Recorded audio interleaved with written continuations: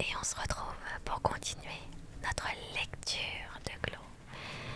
Un nouveau chapitre pour nous ce soir. Oh pardon, je vous ai tapé, je suis désolée. Qu'est-ce qui s'est passé avec Kiran? Le problème 7. Le vaisseau était plongé dans l'obscurité. Ayant pris possession de ses nouveaux quartiers, Kiran était allongé sur le lit du capitaine, immense et moelleux. Il rêvait du jour où il pourrait le partager avec Waverly. Il enfouit son visage dans l'oreiller, se figurant que c'étaient les cheveux soyeux de son aimé. Pour la 1000e fois, il fut tenté de changer de cap et de partir à sa recherche. Il ressentait presque le besoin physique de prendre le contrôle de l'Empiré et de le lancer aux trousses du Nouvel Horizon.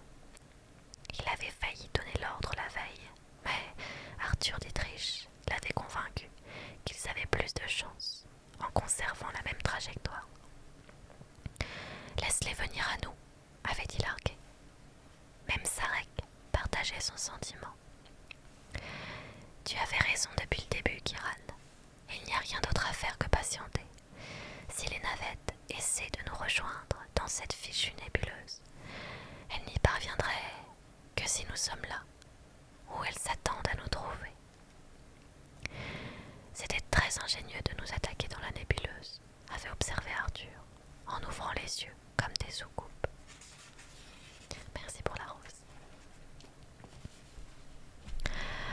Nous leur rendrons la monnaie de leurs pièces, avait conclu Kiran d'un air sombre, quand bien même l'occasion ne se présentera qu'une fois là-bas. À présent que le vaisseau était maîtrisé et que tous mettaient la main à la pâte, Kiran pensait constamment à Waverly. Il se faisait du souci pour ses parents, bien sûr, mais il se reprochait surtout de ne pas être là pour elle, qui avait tant besoin de lui. Conscient qu'il n'arriverait pas à dormir, il alluma sa lampe de chevet.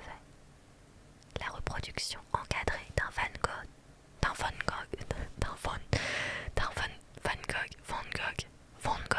Gogh, comment ça se prononce? Van Gogh, je sais plus comment ça se prononce, Van Gogh, Van Gogh, bon, un tableau. Les meules de foin jaune vif lui faisaient face.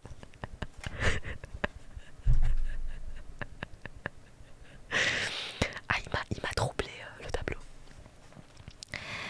Elle éprouvait jusqu'à maintenant, elle éveilla en lui une nostalgie de la terre qu'il n'avait jamais éprouvée jusqu'à maintenant.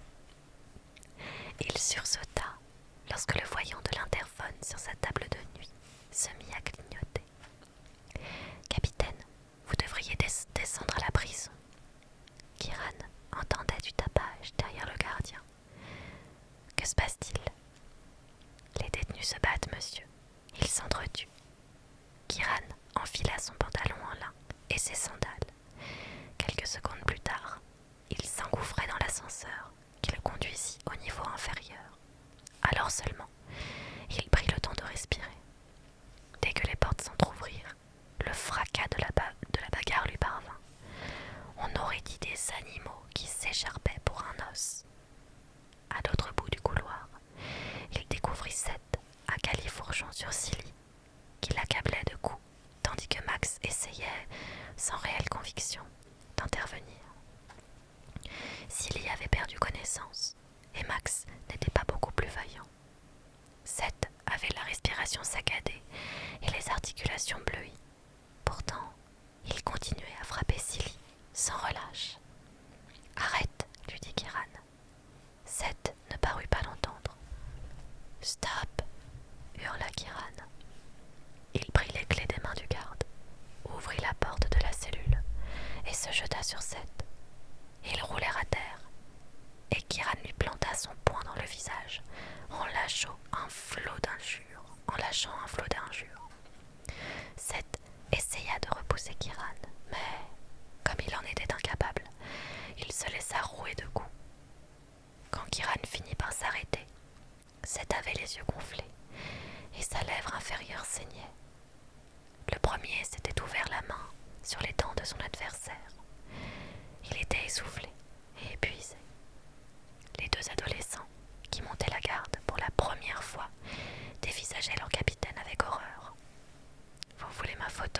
cracha-t-il. Désolé, bredouilla Harvey Markham, âgé de 13 ans. Il pressait une main pâle sur son ventre, comme s'il risquait d'être malade. Séparez-les, chacun dans une cellule différente, ordonna-t-il, en se relevant et en s'étonnant seulement maintenant de son comportement. Ça aurait dû être fait depuis longtemps. Désolé, répéta Harvey. Vous n'y êtes pour rien, se força-t-il à dire.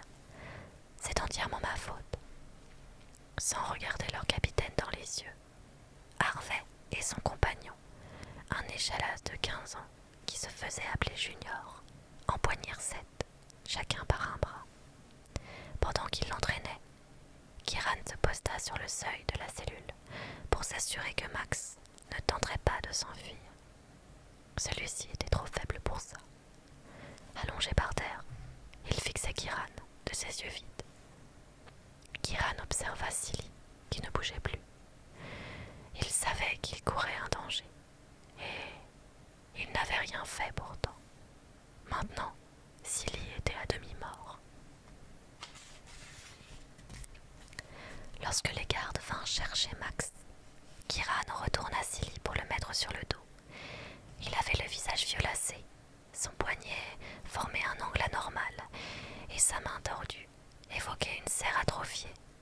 Kiran déchira le t-shirt du garçon, au torse constellé de bleu plus ou moins récent.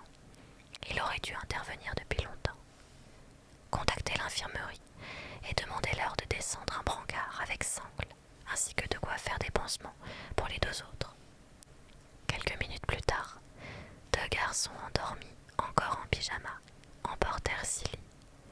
Ils avaient laissé des petites cuvettes en inox contenant antiseptiques, pommades et bandages que Kiran remit à travers les barreaux, d'abord à Max, allongé sur le grabat, puis à Seth, adossé au mur, et haletant à travers ses lèvres déformées. Si tu devrais prendre des antalgiques, lui dit Kiran. Si tu le dis. Seth fouilla dans le matériel médical et appliqua une pommade antiseptique sur la lèvre ouverte. Ses gestes étaient si précis que Kiran ne put s'empêcher de penser qu'il avait pris l'habitude de se soigner tout seul, certainement à force de recevoir des coups de son père. Ça pouvait aussi expliquer sa colère rentrée. On dirait que le merveilleux pasteur Kiran Alden n'est pas si parfait que ça, ironisa Seth, en pensant à une plaie sur son bras. Tu m'as bien amoché. Je n'ai jamais prétendu être parfait.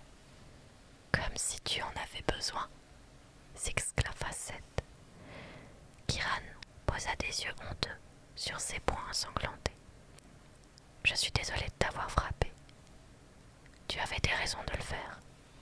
Seth dévissa le flacon d'aspirine, avala plusieurs comprimés et boita jusqu'à l'évier pour boire. Pourquoi tu t'en es pris à Silly? À ton avis, il a fait quelque chose qui t'a déplu? C'est une façon de présenter les choses. Seth lui coula un regard en biais avant d'ajouter « Je suis ici à cause de lui. » Comment l'as-tu découvert? Il me l'a avoué, répondit Seth, avant de rire en secouant la tête. La culpabilité. Quel imbécile! Les deux jeunes hommes conservèrent le silence jusqu'à ce que Seth ait fini de soigner ses blessures. Puis, il s'allongea sur son lit, en grognant, et se couvrit les yeux du bras. J'aimerais pouvoir remonter le temps, observa Kiran. Seth se tourna vers lui surpris. Il y a beaucoup de choses que je ferais différemment, ajouta-t-il. Kiran fut lui-même étonné par ce besoin de se confier à son ancien tortionnaire. Seth était, en l'absence de Waverly et de ses parents, la personne dont il se sentait le plus proche. Arthur était intelligent, mais trop jeune. Sarek, digne de confiance, mais trop distant. Et il partageait davantage avec Seth qu'une proximité d'âge ou une capacité à diriger. Kiran savait qu'ils étaient des êtres d'exception,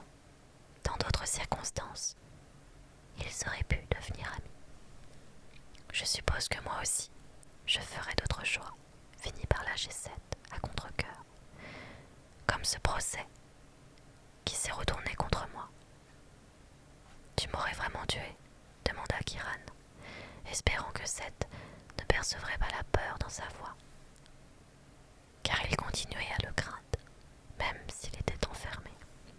Seth prit le temps de réfléchir avant de répondre.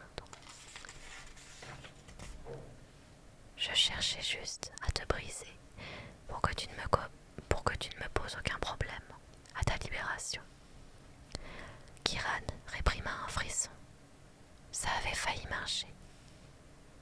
Il y avait eu des moments où il aurait été prêt à presque n'importe quoi contre un repas.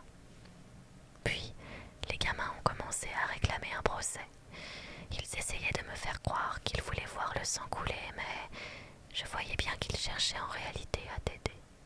J'ai compris que je ne les contrôlerais jamais entièrement tant que... Alors tu m'aurais tué. Seth eut un geste agacé. Je ne l'ai pas fait, si. Mais tu en avais l'intention. Entre ce qu'on veut et ce qu'on fait, il y a une différence, non? Tu m'as affamé. Exactement. Comme mon père, quand il s'est rendu compte que j'avais découvert son stock d'alcool. Un bol de soupe par jour, pendant toute la saison de la moisson. Tu devrais essayer. Le visage de Seth était si contusionné que Kiran avait du mal à interpréter son expression. Mais ce souvenir le peinait sans doute. Bien entendu, reprit-il, je piquais de la nourriture dès que mon père avait le dos tourné. Exactement comme toi. Tu étais au courant. Tu savais que Silly me donnait du pain. C'est moi qui lui ai ordonné de le faire, rétorqua-t-il avec irritation. Je ne voulais pas que tu apprennes que ça venait de moi. C'était censé être le début. Le début de quoi? Des récompenses, pour bonne conduite. Et ça aurait marché. Seth ne soupçonnait pas à quel point Kiran avait été proche de céder. Je ne le lui avouerai jamais, ajouta-t-il en son fort intérieur. Merci beaucoup, c'est très gentil. Si je te libérais, tu essaierais à nouveau, non? Essayez quoi? De reprendre le contrôle du vaisseau. Seth conserva le silence si longtemps que Kiran renonça à obtenir une réponse et se leva. Il avait atteint la porte quand Seth lui lança. C'est bien ce que tu as fait, non? Kiran se figea, puis, d'une voix dépourvue de toute émotion, il dit: Je te ferai porter des vêtements propres demain